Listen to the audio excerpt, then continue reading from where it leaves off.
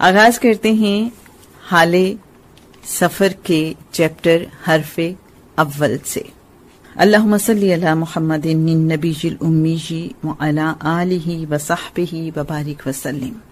جناب پروفیسر باغ حسین کمال صاحب فرماتے ہیں دین کا درخت 3 حصوں پر مشتمل ہے جو عقائد، اعمال، حقوق اللہ، حقوق العباد اور احسان و اخلاص سے موسوم کیے جاتے ہیں. عقائد سے مراد ہے جڑیں اور حقوق اللہ اور حقوق العباد سے مراد ہے تنا اور شاخیں، اور احسان و اخلاص سے مراد ہے پھل. اور پھل کو حاصل کرنے کے لیے راہ تصوف و سلوک میں لطائف و مراقبات کو ذرائع اور وسائل کی حیثیت حاصل ہے. حال سفر اسی راہ اور ذرائع کی نشاندہی کی ایک کوشش ہے اور بس. سفر ہے شرط، مسافر نواز بتھیرے، ہزار ہا شجر سایہ دار راہ میں ہے.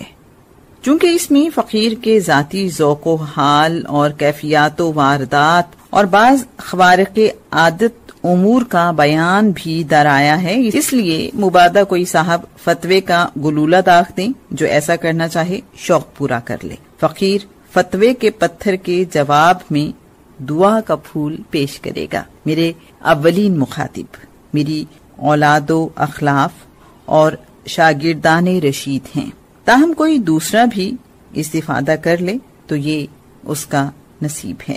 بقول حضرت حافظ شیرازی رحمت اللہ علیہ، من اگر رندمو گر شیخ چہ کارم با کس، حافظ راز خود و عارف وقت خویشم.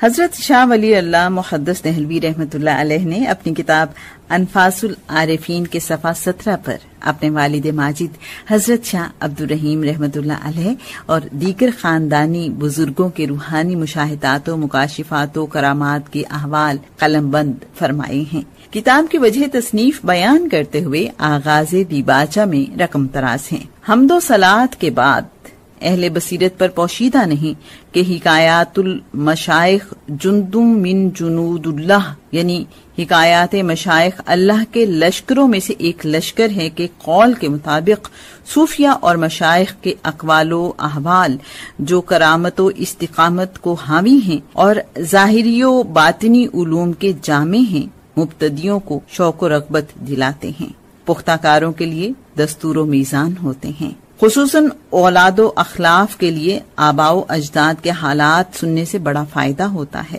بسا اوقات صاحب صلاحیت کی غیرت کی رگ حرکت میں آ جاتی ہے اور اسے کسی مقام پر پہنچا دیتی ہے.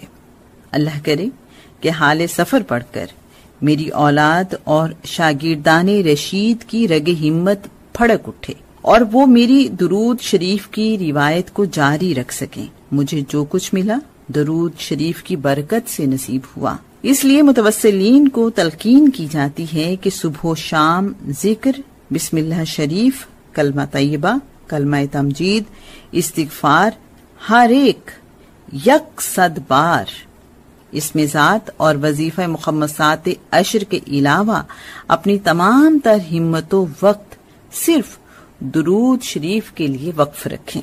اور سال میں آخری عشرۂ رمضان شریف میں لیلۃ القدر، شب برات، شب میلاد النبی صلی اللہ علیہ وآلہ وسلم اور شب معراج کو جاگ کر زیادہ سے زیادہ درود شریف کا نذرانہ حضور صلی اللہ علیہ وآلہ وسلم کی خدمت اقدس میں پیش کرنے کی سعادت حاصل کی جائے.